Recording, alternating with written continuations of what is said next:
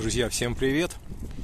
Сегодняшнее видео необычное. Сегодня 30 ноября. Нахожусь я в Московской области. У нас опять аномальные в природе явления происходят, а именно непрекращающиеся снегопады в течение недели уже. И я вам неспроста показываю сейчас свою поликарбонатную теплицу, а именно ее крышу, кровлю, на которой уже скопилось достаточно большое количество снега. Сейчас мы померяем его высоту. Снегопады на неделю вперед не прекращаются. Я посмотрел, даже сильно обещают. Поэтому обращаюсь к тем своим коллегам, подписчикам, друзьям, у кого есть теплицы в Московской области, особенно вот с такой не очень покатой крышей. У тех, кого теплицы капельки, им проще. У кого обычные теплицы арочного типа, либо вот как у меня такого ангарного типа, обязательно ехайте на ваши садовые дачные участки, если у вас есть такая возможность, и счищайте снег с крыши, иначе это чревато обрушением.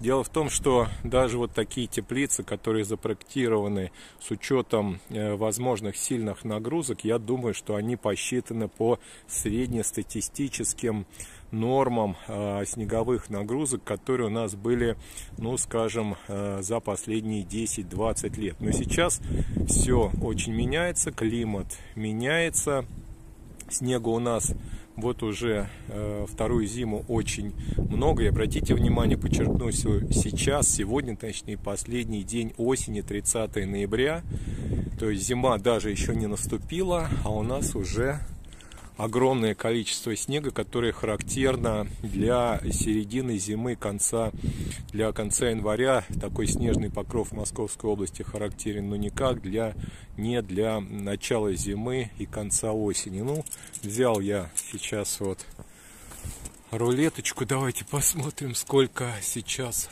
снега. Ну вот смотрите, там вот я с запасиком с небольшим. Вот примерно, смотрите, друзья мои. Вот так вот, даже может чуть побольше, 16, может быть 17 так, сантиметров в среднем Московской области. И это уже много, это большая нагрузка для теплицы, высокая.